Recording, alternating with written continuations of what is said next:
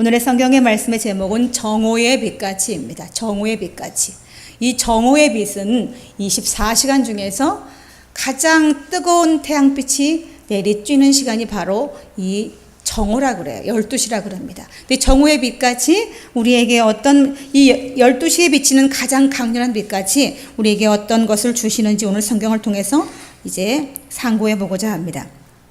저는 제가 목회 이제 12년, 3년째를 맡고 있습니다. 근데 그동안 제가 이제 나이가 올해 50이 되었는데 그동안 제가 신앙생활을 39년을 했습니다. 근데 그 사이에 저에게 스승의 역할을 감당해 주신 여러분이 있었어요. 그래서 오늘 제가 이 말씀을 정오의 빛까지 제가 빛을 발한다면 제게 스승이 되어 주었던 인생에서 스승이 되어 주셨던 그런 분들을 제가 한번 떠올리면서 내가 어떻게 하나님 앞에 빛을 발하고 살았는가를 떠올려 보고자 합니다. 제가 처음에 저에게 스승이 되어 주신 분은 제가 처음에 결혼을 해서 화곡동에서 1년을 살고 부천으로 이사를 왔습니다. 그리고 이제 이곳에 큰 교회에 제가 등록을 하게 되면서 한 구역에 편성이 되었습니다. 그런데 그 구역의 구역장님이 굉장히 저한테는 큰 스승이셨어요. 이제 구역장을 만나고 그 구역장님과 같이 예배를 드리면서 특별한 것은 없었습니다. 그 구역장님은 굉장히 성실하게 예배를 드리시는 분이었는데 이 구역장님의 상황이 굉장히 많이 안 좋았어요. 이 구역장님은 자기 남동생이 결혼을 해서 이제 가정을 꾸리고 아이도 낳았는데 어느 날 화재로 모든 것을 다 잃고 그 남동생도 머리부터 발끝까지 화재로 막 반 이상이 다 화상을 입은 그런 상태였어. 그때 아이가 3개월이 안 됐을 때인데 그 동생의 댁이 그런 상황을 보고 아이를 두고 집을 나가버렸습니다. 그래서 이 누나 대신 이 구역장님이 이 남동생과 핏덩이 조카를 떠맡게 된 거예요. 그래서 그 집이 저 삼경 아파트였었어요. 지금 이제 어울림으로 바뀌었지만 거기에 24평인가 막 그랬었을 거예요. 그래서 그 집에 두 집 살림이 다 들어와 있고 그 남동생 그 반 이상이 다 타버린 그 남동생과 핏덩이 조카를 그 집사님이 다 돌봐야 되는 상황이었어요. 그래서 이제 그 사람이 얼마나 힘들었는가를 우리는 이제 생활을 보면서 알 수 있었는데 이 구역장님이 단 한 번도 인상을 쓰는 걸 저는 본 적이 없어요. 그리고 남동생이 화상을 입은 후에 괜찮습니다. 드세요. 화상을 입은 후에 이제 일을 하지 못하니까 봉사활동을 하기 시작했어요. 그래서 이제 이 어려운 장애가 있거나 이런 사람들한테 가서 예배를 같이 드려주고 이런 일을 이제 하게 되었어요. 그래서 그 일을 하면서 그곳에 찾아갈 때는 그냥 가는 것이 아니라 이제 무엇인가를 가져가야 됐어요. 그래서 이 구역장님이 이제 새벽부터 100줄에 김밥을 싸서 동생이랑 같이 가서 그 이제 불우한 사람들을 돕는 거예요. 그리고 그 아침에 일찍 저한테 먼저 와서 김밥을 두세 줄을 이렇게 주면서 이거 오늘 아침에 싼 거라고 먹어보라고 이렇게 저한테 주면서 거기를 가시는 거예요. 근데 저는 그 김밥을 얻어 먹었을 때에 김밥을 먹는 것 같지 않았어요. 마치 엄마가 딸을 챙겨주는 것 같은 그런 느낌이 있잖아요. 새벽 일찍부터 100줄을 싸야 되려면 아마 4시 전에 아마 일어났어야 가능할 일이지요. 그런데 그것을 다 싸고도 그 피곤한 몸을 이끌고 저한테 와서 이것을 건네주면서 먹어보라고 하면서 그 동생을 데리고 또 그 불편한 동생이 또 화상으로 불편하잖아요. 거기다 핏덩이 아이도 있는데 그 아이를 데리고 그 동생을 데리고 불우한 곳에 찾아가서 그들을 돌보고 하는 그 삶이 저는 굉장히 많이 은혜가 되었습니다. 그리고 그 고역장님을 보면서 단 한 번도 인상 쓰지 않고 화내지 않고 늘 그 집사님 속에는 그 평안함이 있었어요. 무엇인지 모르는 그 평안함이 늘 있어서 제가 그것을 본받으면서 신앙생활을 하기 시작했습니다. 근데 그 집 권사님은 이제 나중에 권사님이 되시고 50대 초반에 돌아가셨어요. 이제 너무 어렵고 힘든 세상을 살다 보니까 굉장히 병이 깊어지셨고 그 일 때문에 오래 살지 못하고 50대 초반에 돌아가셨어요. 그리고 제가 이제 지금 이제 그 권사님이 돌아가신 지 약 한 13년 정도 되었습니다. 근데 저는 지금도 저를 이끌어줬던 그 구역장님을 잊지 않고 있습니다. 구역장님이 저한테 얼마나 많은 가르침을 주셨는지를 저는 잊지 않고 있습니다. 그리고 두 번째는 제가 은인으로 삼았던 사람이 제가 어렸을 때에 저에게 성경책을 사준 저희 시골에 오빠가 있었어요. 제가 초등학교 5학년 때에 저희 시골에 교회가 생겼습니다. 그리고 그때 처음으로 제가 교회를 알았고 예수님을 알았습니다. 그런데 제가 한 2년 동안 성경이 없었어요. 제가 어렸을 때에 쪽복음이라는 것이 있었어요. 이렇게 네모난 조그만 성경이 있어요. 거기에는 신약 성경과 또 시편과 잠언에 들어있는 요만한 성경이 있어요. 근데 그 성경을 이제 도시에서 시골로 보내주는 거야. 그럼 저 같은 이제 성경이 없는 아이들이 그 쪽복음을 가지고 예배를 드렸어요. 그렇게 한 2년 정도 지났는데 어느 날 이 오빠가 저희 집에 아침에 찾아왔어요. 그리고는 성경책을 그때 당시에 5,000원에 주고 샀다 그러더라고요. 제가 물어봤거든. 5,000원에 주고 산 성경책을, 지금 이렇게 성경이 크지만 요거보다 작은 한 요만한 정도의 성경이 있었어요. 그 성경을 사서 저에게 갖고 왔어요. 그래서 저는 그 성경이 그렇게 좋았어요. 2년 동안 성경책 없이 쪽복만 들고 다니면서 성경을 예배를 드렸는데 그 성경책이, 그 5,000원짜리 성경책이 세상에 그 어떤 것보다 귀하고 좋았어요. 그래서 정말 세상을 다 가진 것 같이 그 성경책을 은같이 금같이 정말 소중하게, 지금도 여기에 그 성경책이 있습니다. 40년이 다 된 그 성경이 저한테도 지금도 있는데, 지금도 그 성경은 쓰지는 않지만 그 성경을 볼 때마다 그 오빠가 나한테 주었던 그 성경책이 생각나면서 얼마나 기쁘고 행복한지 몰라요. 그 오빠는 뇌성마비 환자였어요. 그래서 다리도 절고 손도 이 반신이 전부 다 쓰지를 못해요. 뇌성마비 환자이기 때문에.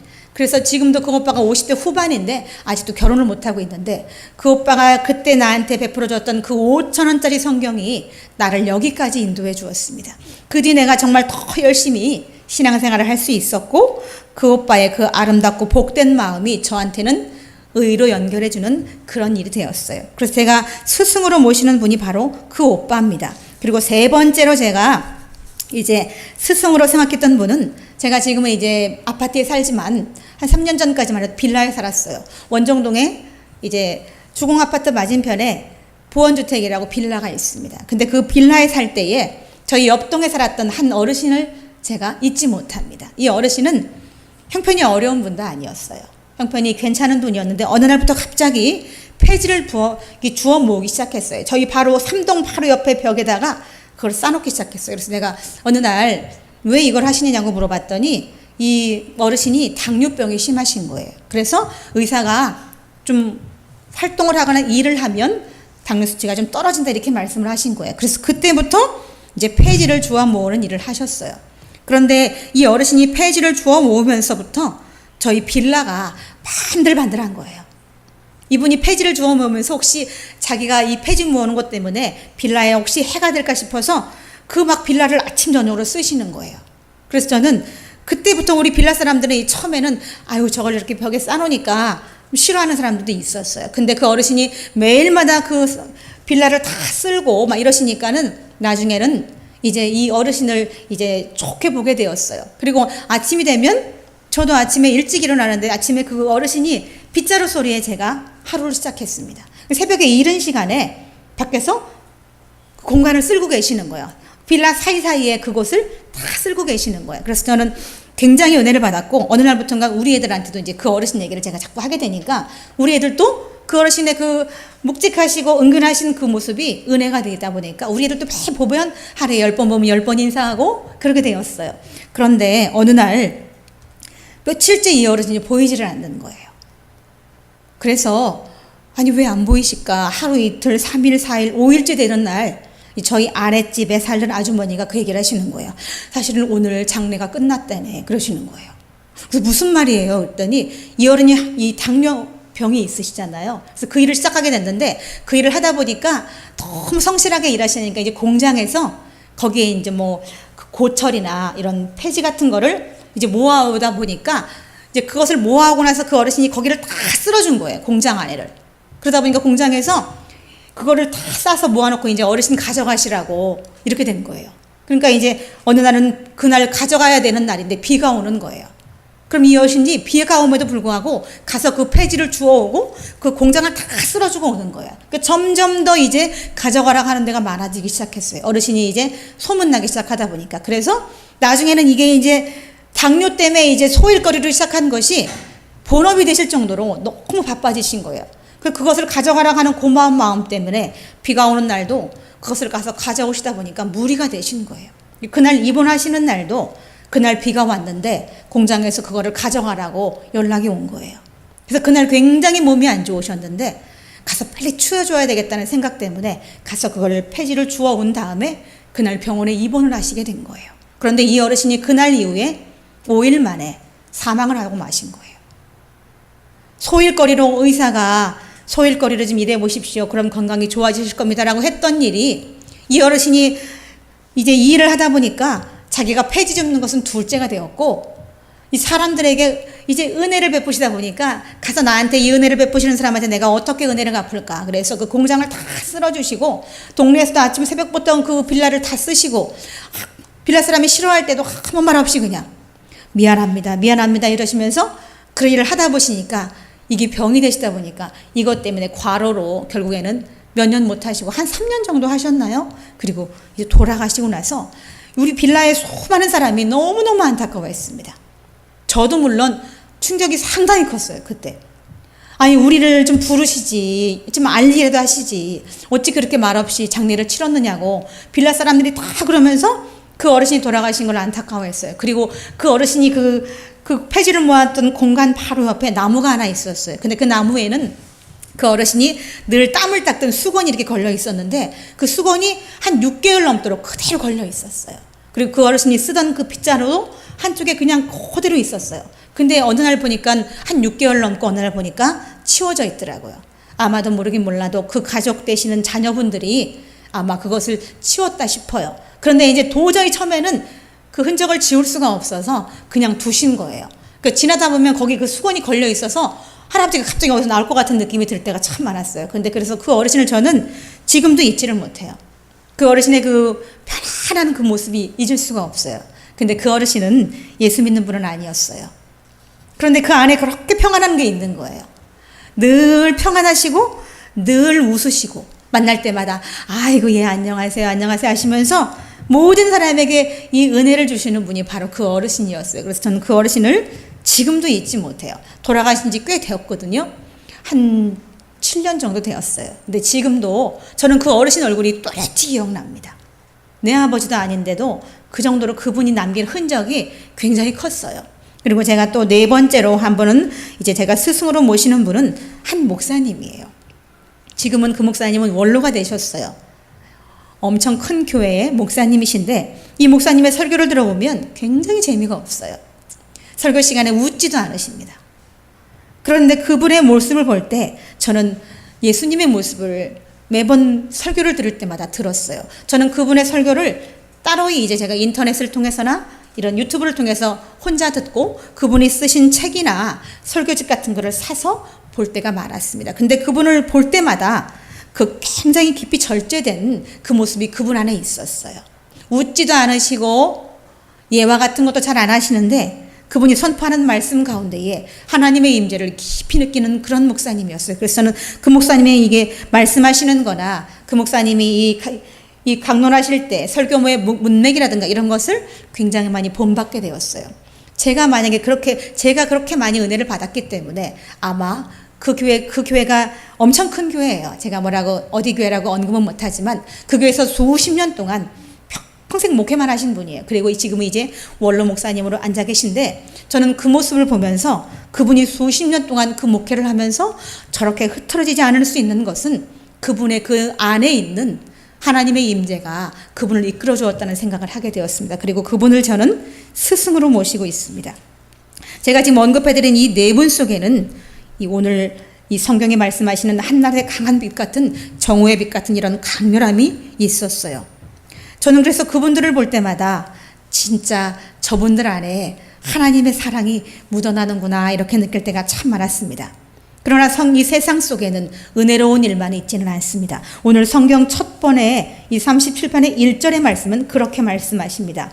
악을 행하는 자들 때문에 불평하지 말며 불의를 행하는 자들을 시기하지 말지어다. 악인부터 언급하고 계십니다. 이 세상에는 여전히 불의한 자들이 많고 또 그 불의한 자들의 삶이 윤택한 것을 볼 때마다 속상할 때가 참 많이 있습니다. 그러나 우리 하나님께서는 세상을 감찰하십니다. 이 성경의 이 37장 전체는 악인과 의인과 선과 또 정직에 대해서 말씀하고 있습니다. 그런데 여기 성경에 보면 우리는 6절까지밖에 읽지 않았지만 악인이 어떻고 의인이 어떻고 정직한 사람이 어떻고 선을 행하는 자가 어떻고라는 그런 내용을 하시면서 여호와를 의뢰하는 사람에게는 이런 하나님의 복이 임한다라고 그렇게 말씀하십니다. 마태복음 13장 35절로 43절에 보면 알곡과 가라지의 비유로 말씀하시는 장면이 나옵니다. 이 알곡은 하나님의 말씀을 따르는, 하나님을 의뢰하는 사람을 이르는 거지요. 가라지는 하나님의 말씀을 떠났고 악을 행하는 자들을 얘기하는 겁니다. 결국 알곡과 가라지는 이제 추수 때에 알곡은 모아 창고에 들이지만 이 가라지는 단으로 묶어서 불사르신다고 성경은 우리에게 그렇게 말씀하십니다. 우리 불의한 자들이 웃고 사는 것을 보면 조금 속상하지만 결국에 그들은 하나님의 심판대에 섰을 때에 모두 묶어서 불사름을 당하는 그런 자들이 되는 거죠. 그래서 오늘은 우리 이 악인에 집중을 하지 않고 정오의 빛같이 살아야 한다는 한 가지에만 집중하도록 하겠습니다. 이 제가 소개한 이 네 분은 굉장히 강하고 진한 예수님의 향기가 났습니다. 그분들 중에 두 분은 벌써 이미 돌아가셨습니다. 두 분은 살아있지만 이 돌아가신 두 분에게도 아직도 이 그리스도의 향기가 나고 살아계신 두 분에게도 아직도 그리스도의 향기가 난다는 거죠. 그런데 어떻게 이 중에 한 분은 분명히 예수 믿는 분이 아니었는데 나는 그분을 볼 때마다 예수님의 사랑을 느꼈는지 모르겠습니다. 이 겉모습이나 배경, 학식 이런 세상의 잣대로부터 자유롭게, 신앙으로부터 자유롭게 이 네 사람을 볼 때에 저는 그분들한테 정오의 빛같이 강하고 또 찬란한 빛을 느낄 수가 있었습니다. 이 시편 37편에는 악인, 의인, 선, 정의 이런 말이 33회 이상이 나와 있습니다. 그리고 이 성경에는 여호와를 의뢰하는 자에 대해서 말하고 있습니다. 여호와를 의뢰하는 자들은 선을 기뻐합니다. 또 여호와를 경외하는 자들은 하나님의 의를 따르는 것을 기뻐합니다. 그래서 사는 동안 하나님의 성실을 먹을거리로 삼는다고 성경은 우리에게 말씀해 주고 계십니다. 사람의 인생에서 성실하다는 것보다 더 신뢰를 주는 것이 무엇이 있겠어요? 이 성실하다는 것이 쉬운 것이 아닙니다. 그러나 행하기 어려운 것도 아니에요. 여호와를 의뢰하는 사람은 성실을 쉽게 할 수 있어요. 하나님 말씀을 매일마다 먹기 때문에 이 성실이 어렵지 않습니다. 예를 들어서 우리가 예배를 오는 것은 정해진 시간에 예배가 있어서 그것을 기억하고 오는 거예요. 성실하심으로 예배를 드리는 자를 하나님은 내 자녀라 하시고 그들을 축복한다는 거죠. 그 성경에는 여호와를 의뢰하고 경외하는 자들이 그 성실을 먹고 산다고 말씀하시는데 우리는 성경을 읽으면서 하나님께서 그 성경 속에서 우리에게 가르침을 주십니다. 또 그 성경에는 실패와 좌절을 통해서 우리가 극복할 수 있는, 실패와 좌절을 당해도 그 속에서도 극복하고 이길 수 있는 힘이 바로 이 성경 속에 담겨져 있습니다. 그리고 성경은 우리에게 늘 말씀하시기를 기도하라고 말씀하십니다. 쉬지 말고 기도하라고 말씀하십니다. 범사에 감사하라고 늘 우리에게 말씀하십니다. 그리고 우리는 가장 성실하신 하나님을 이 성경을 통해서 우리는 매일마다 봅니다. 하나님보다 더 성실하신 분은 없어요. 하나님은 24시간 당신이 만든 이 천지의 만물에게 주시하고 계십니다. 24시간 성실하심으로 하나님의 자녀를 돌보시기를 원하시는 분이 바로 하나님이십니다. 이 누가복음 18장 1절로 8절에는 불의한 재판관과 한 과부에 대해서 나옵니다. 어느 날 한 과부가 억울한 일을 당했어요. 그래서 불의하지만 재판관에게 가서 내 억울함을 좀 풀어주십시오라고 요청합니다. 근데 처음에는 이 불의한 재판관이 그 과부의 말을 듣지 않았어요. 그리고 곰곰이 생각합니다. 내가 만약 저 과부의 말을 들어주지 않으면 저 과부가 매일마다 와서 나를 괴롭게 할 테니 내가 저 과부의 억울함을 풀어줘야 되겠다라고 생각하고 그 과부의 억울함을 풀어주는 장면이 누가복음 18장에는 나와 있습니다. 그 성경은 우리의 선생님이십니다. 성경은 이게 그냥 책인 것 같지만 성경은 읽어보시면 이곳이 이 성경책이 우리의 선생님이신 것을 우리는 알 수 있습니다. 이 성경을 통해서 우리는 하나님을 만나고 또 하나님께 기도할 힘을 얻습니다. 저는 저희 친정어머니와 시어머님을 위해서 매일마다 기도합니다. 근데 저는 그 기도를 어떻게 기도하냐면 저희 시어머님이나 친정어머니 위해서 기도할 때 이렇게 기도합니다. 하나님, 저희 어머니를 꼭 안아주셔서 외롭지 않게 해주십시오. 하나님, 저희 엄마를 꼭 안아주셔서 밤에 평안히 주무시게 해주십시오. 이렇게 기도합니다. 이제 나이가 드시고 두 분 다 홀로 사시다 보니까 늘 외로워하세요. 그래서 저는 그 외로운 마음을 하나님이 안아주시면 외로움이 덜할 것 같아서 안아주십시오. 밤에 편히 주무실 수 있도록 위로해 주십시오. 이렇게 늘 기도를, 통일한 기도를 늘 합니다. 매일마다 저는 그 기도를 합니다. 그래서 그런지 두 분이 얼마나 건강하시고 또 믿음도 얼마나 좋으신지 모릅니다. 저희 시어머님, 저희 친정어머니 두 분 다 굉장히 독실한 크리스찬이십니다. 저희 친정어머니는 올해로 87세가 되셨어요. 근데 작년 겨울에 저한테 전화가 하셨어요. 내가 이 한 달 넘게 감기가 떨어지질 않아서 내가 이제 며칠 동안은 밤의 예배는 가지 않는 게 좋겠다라고 저한테 슬쩍 물어보시는 의도로 말씀을 하시길래 제가 어머니한테 이렇게 말씀드렸습니다. 엄마, 두꺼운 목도리 툴툴 두르고 나가세요. 이렇게 말씀드렸습니다. 엄마가 한 달 넘게 감기가 안 떨어져서 콜록콜록 기침을 하는데 그런 엄마한테 엄마 그럼 며칠 쉬셔. 이렇게 말씀 못 드리고 엄마 두꺼운 목도리 툴툴 말고 예배를 가십시오. 그랬더니 어머니가 진짜 당신은 쉬고 싶었는지도 몰라요. 그런데 감기가 그렇게 안 떨어지는데 불구하고 제 말을 듣고는 예배를 하나도 빠지지 않고 잘 다니세요. 그런데 저희 어머니가 올해 87세고 노인성 치매로 진단받은 지가 벌써 5년이 넘었습니다. 그런데 아직도 건강하십니다. 동네에서 제일 건강하십니다. 허리도 굽지 않았고 귀도 먹지 않았으며 다리도 건강하셔서 저희 시골에서 제일 건강하신 분이 바로 저희 엄마예요. 그래서 하나님께 매 예배마다 한 번도 안 빠지고 예배를 다니십니다. 제가 그래서 어머니께 하나님을 의뢰하라고, 제가 어머니를 멀리 있기 때문에 돌봐드릴 수 없어요.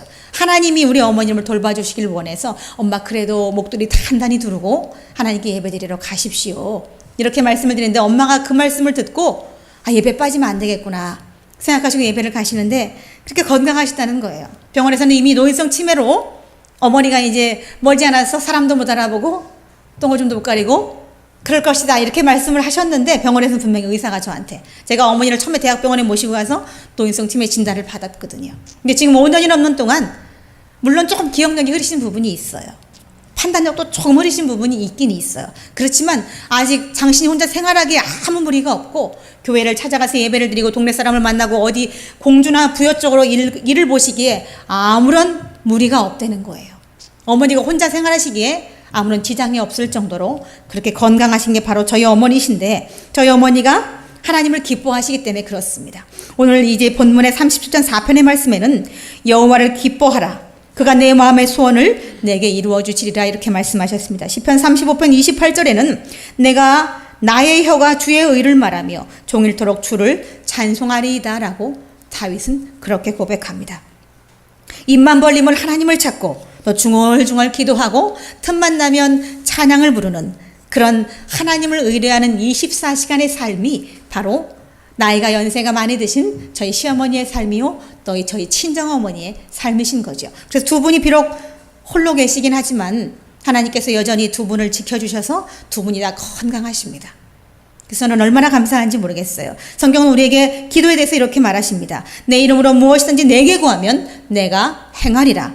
내 의를 빛같이 나타내시며 내 공의를 정오의 빛같이 하시리라 이렇게 말씀하십니다. 제가 요즘 종종 이 영화 얘기를 하는데 제가 굉장히 감명 깊게 본 영화가 있었어요. 여러분에게 하나를 소개시켜 드릴까 합니다. 몇 년 전에 제가 저희 둘째 딸과 영화를 봤는데요. 하치 이야기라는 영화가 있습니다. 하치 이야기. 이 하치 이야기는 일본에서 만든 영화가 있고 또 미국에서 만든 영화가 있는데 제가 본 것은 미국 영화에서 만든 영화를 보았습니다. 근데 이 하치 이야기는 실화를 바탕으로 해서 만들어진 영화입니다. 1900년도 초기에 일본에 이 시부야역이라는 곳이 있었어요. 그 시부야역에서 기차를 타던 이 우에노 교수의 얘기입니다. 실제 실화입니다. 이 영화를 보면 이제 이 미국 편은 미국의 이제 베드리지 역이 배경입니다. 이 베드리지 역에서 이제 교수를 하던 이 파커 윌슨이라는 교수가 매일마다 이제 출근을 하면서 대학에 강의를 나가요. 근데 어느 날 이 파커 윌슨 교수에게 한 마리의 개가 오게 됩니다. 잠깐만 맡아주세요라고 하고 맡았는데 이 파커 윌슨 교수는 굉장히 개를 좋아했어요. 근데 부인이 너무 싫어했지만 부인이 있는 집 안에다는 개를 들이지 않고 집 밖에 이제 창고에다가 개를 두고 이 개를 기르게 됩니다. 근데 이 개가 이제 점점 커서 막 이만해졌어요. 근데 이제 개가 성장하면서 이 개와 파커 윌슨 교수가 굉장히 많이 가까워집니다. 이 파커 윌슨 교수는 퇴근하고 오면서 자기를 맞아주는 이 개 하치한테 정성을 다해서 놀아주고 그와 평생을 같이 합니다. 그리고 이제 어느 날, 그날도 이 파커 윌슨 교수는 이 하치의 배웅을 받고 이제 베드리 지역까지 나갑니다. 이 하치는 늘 아침만 되면 이 파커 윌슨 교수를 배웅해서 베드리 지역까지 배웅을 하고 들어와 있다가 이 파커 윌슨 교수가 퇴근할 시간이 되면 다시 역으로 가서 자기 주인을 모시고 오는 일을 매일마다 하는 거예요. 그날도 아침에 일찍 출근하는 자기 주인을 이제 베드리 지역까지 배웅을 하고 돌아왔습니다. 그리고 저녁에 다시 자기 주인 파커 윌슨을 만나기 위해서 베드리 지역에 저녁에 갔지만 다음날 새벽이 되도록 이 주인은 돌아오지 않았습니다. 근데 알고 보니까 그날 이 대학에서 강의를 하다가 심장마비가 와서 사망하고 만 거예요. 그래서 돌아올 수 없었어요. 그런데 이 하치는 그날부터 매일같이 똑같이 아침에 그곳에 베드리 지역에 나가서 저녁에 집에 들어왔다가 다시 저녁에 그 주인을 모시러 다시 나가는 거예요. 매일마다 이 하치는 그 일을 반복했습니다. 비가 오나 눈이 오나 늘 아침에 일찍 주인을 배웅하듯이 다시 나가서 저녁에 주인을 또 영접하러 다시 나가고 이 일을 계속 하다 보니까 이 이제 파커 윌슨 교수의 이 가족들은 너무 가슴이 아팠어요. 자기 주인이 죽은 줄도 모르고 매일마다 그렇게 한결같이 주인을 모시러 다니는 배웅하러 나가는 그 이제 하치를 보고는 그곳에서 멀리 곳으로 이사를 갔어요. 그런데 이사를 가면 이제 이 주인을 잊겠지 하고 이사를 갔는데 이 하치는 그날 이후로 그 먼 곳에서 다시 이 베드리 지역으로 돌아옵니다. 이 하치는 몇 날 며칠을 걸어서 이 베드리 지역으로 돌아왔어요. 돌아오는 길 동안 그 몇 날 며칠 동안 이제 아무것도 먹지 못해서 오는 중간 거지가 될 정도로 누더지가 막 몸이 말이 아닌 털에는 막 검은 흙이 묻고 며칠 동안 아무것도 먹지 않고 걸어왔기 때문에 거의 막 실신할 정도로 그런 몸이었지만 비가 오고 눈이 오고 바람이 불어도 그는 베드리 지역을 향해서 계속해서 걸어왔고 나중엔 베드리 지역에서 이제 거기서 정착하게 됩니다. 매일마다 그 자기 주인을 이제 기다렸던 화단 위에 앉아서 자기 주인이 오기를 기다립니다. 봄에도 여름에도 겨울에도 비가 오나 눈이 오나 늘 그 자리 화단에 앉아서 주인을 기다리는 거예요. 근데 베드리 지역의 사람들이 모두 다 이 하치를 알게 되었어요. 그 전에 파커 윌슨 교수가 살아있을 때도 늘 같이 왔던 이 개였기 때문에 그 주인이 죽고 난 후에도 그곳에서 그 주인을 기다리는 그 개를 보고 그곳에 많은 상인들이 이 하치를 먹여 살렸어요. 하치에게 먹을 것을 갖다 주고 그래서 한 10년 넘게 10년 가까운 시간 동안 이 하치는 그 자리에 앉아서 주인을 기다립니다. 비가 오는 날도 비를 맞아가면서 주인을 기다리고 눈이 오는 날도 이 등에 하얀 눈이 맞춰 있는데 그냥 그 자리에 앉아서 주인을 기다리는 거예요. 그리고 한 10년쯤 되었을 때에 이 파커 윌슨 교수의 부인이 이곳을 찾아옵니다. 그리고 보니까 자기는 이미 오래전에 남편을 잊고 먼 곳에 이사가 살았는데 10년이 다 된 시간 그 뒤에 돌아와 보니까 그 하치는 그 자리에 그냥 앉아서 눈을 맞아가면서 주인을 기다리고 있는 모습을 봅니다. 그래서 파커 윌슨 교수의 부인은 이 하치를 꼭 안아주고 돌아갔어요. 근데 이 부인이 돌아간 후에도 이 하치는 계속해서 매일마다 주인을 기다립니다. 그리고 10년이 거의 다 되는 어느 날 이제 이 화단 위에서 하치가 사망하게 돼요. 늙고 병들어서 이제 하나님이 걷어가신 거지요. 그리고는 이 시비아의 역에는 하치의 동상이 세워졌다 그래요. 그토록 성실하게 그 주인을 기다리는 하치를 보고 수많은 사람이 은혜를 받았고 하치가 죽은 후에 거기다가 이제 하치 동상을 세워서 그 동상이 지금도 일본의 시비아 역에는 지금도 있다고 합니다. 이 하치는 자기를 사랑해 주었던 그 주인을 평생 죽을 때까지 잊지 않았어요. 10년 가까운 시간 동안 주인이 돌아오지 않았지만 단 하루도 마음이 변질이 없었고 주인이 돌아오기만을 간절히 기다리다가 그 자리에서 사망하고 말았다는 거예요. 이 사람도 그렇게 하치처럼 그랬으면 얼마나 좋았을까. 사람은 배신을 밥 먹듯이 합니다. 하나님을 배반하기를 정말 얼마나 쉽게 하는지 하나님에 대해서 함부로 말하는 게 얼마나 쉬운지. 그런데 이 하치는 미물임에도 불구하고 사람들에게 깊은 교훈을 주고 지금 100년이 넘는 시간 동안 그 시비아역의 동상으로 서 있으면서 사람들에게 교훈을 주는 것이 바로 하치입니다. 이 하치에게는 비록 사람은 아니지만 이 정오의 빛 같은 강한 향기가 품어져 나왔던 거지요. 그래서 사람들은 그 하치를 보면서 깊은 교훈을 얻었던 거예요. 이 정오의 강렬한 빛은 이 식물을 자라게 합니다.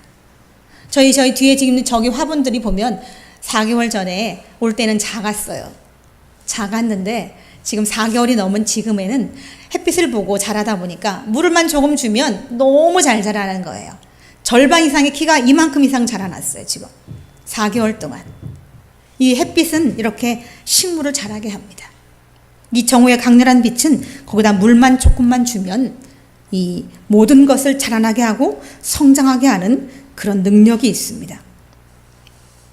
오늘 성경에 내 길을 여호와께 맡기라 그를 의지하면 그가 이루신다고 말씀하십니다.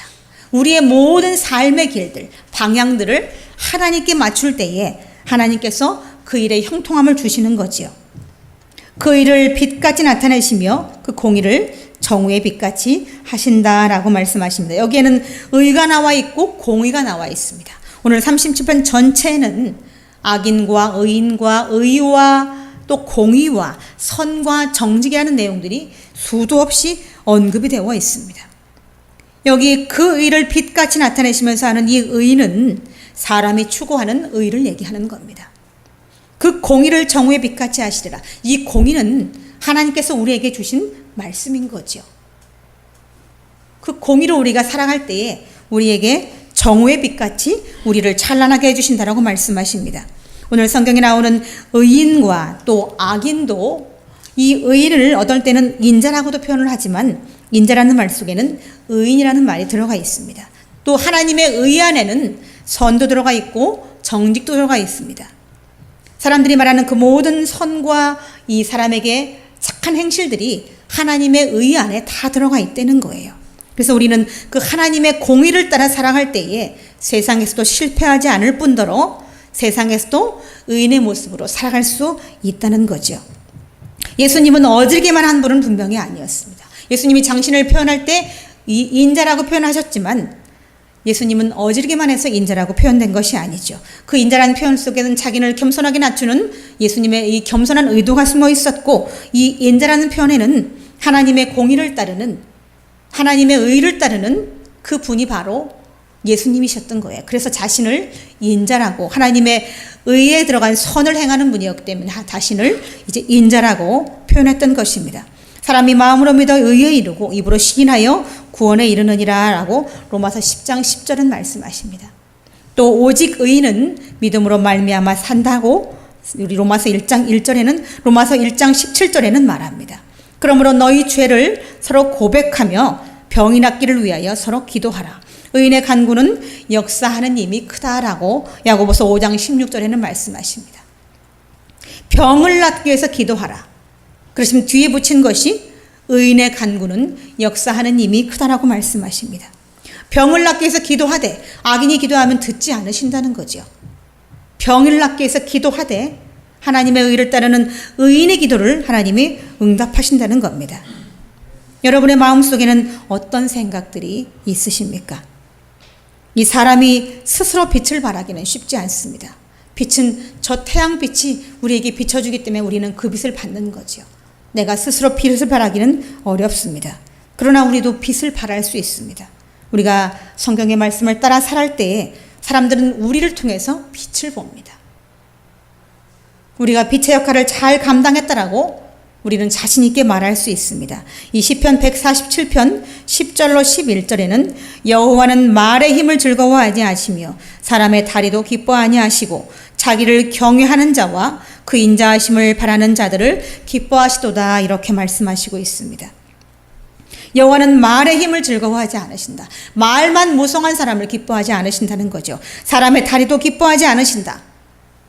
마음이 없는 행동도 기뻐하지 않으신다는 거죠. 자기를 경외하는 자와 그 인자하심을 바라는 자들을 기뻐하신다라고 말씀하십니다.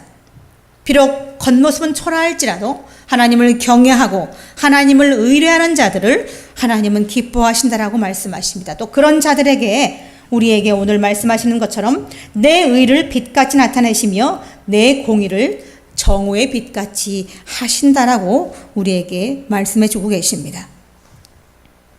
오늘 이 제가 소개시켜드린 이 하치도 한낱 미물이지만 굉장히 끝까지 사람을 사랑해주는 그런 모습을 통해서 우리는 그 미물에게도 교훈을 얻습니다. 또 제가 스승으로 여기던 이 네 분도 저에게 지금까지도 인생의 길라잡이를 해주시는 분들이 바로 그분들입니다. 가끔 제가 이 목회를 할 때마다 힘들 때에 그분들을 떠올립니다. 제 스승이 되었던 저희 구역장님과 또 저희 빌라에 사셨던 그 어르신과 또 저에게 성경책을 사주었던 어렸을 때 사주었던 그 오빠, 또 저에게 제가 목사가 된 후에는 말씀을 어떻게 강론해야 될지를, 여호와를 어떻게 하는 것이 의뢰하는 것인가를 가르쳐 주셨던 한 원로 목사님, 이 네 분이 저는 지금도 제 스승이십니다. 그러나 여기 계신 예안중앙교 성도님들의 스승님은 그 어떤 분도 아니요, 바로 우리의 하나님이십니다. 우리 하나님이 제 스승님이시고 하나님께서 그분들을 저에게 보내주셔서 제가 그분들을 통해서 교훈을 얻게 하신 거지요. 우리가 인생을 살아가면서 앞으로 수십 년을 살아갈 텐데 그 시간 동안 늘 선생님이신 내 여호와 하나님을 의뢰하고 그분이 주시는 가르침과 그분이 주시는 축복으로 우리의 삶이 정오의 빛같이 찬란하기를 예수님의 이름으로 축원을 드립니다. 기도하시겠습니다. 하나님 아버지, 하나님의 은혜를 참으로 감사합니다. 오늘 성경은 우리에게 의인의 삶을 얘기하십니다. 여호와를 의뢰하고 그를 기뻐하는 자를 하나님이 축복하신다라고 성경을 통해서 우리에게 말씀하십니다. 여호와를 기뻐하라, 그가 내 마음의 소원을 이루어 주신다라고 우리에게 말씀해 주고 계십니다. 우리가 살아가는 이 많은 시간 동안 늘 하나님을 의뢰하는 삶을 살게 하시고 하나님과 늘 동행하는 삶을 살게 해주시기를 간절히 소망하며 우리 구주 예수 그리스도의 이름으로 기도드리옵나이다. 아멘.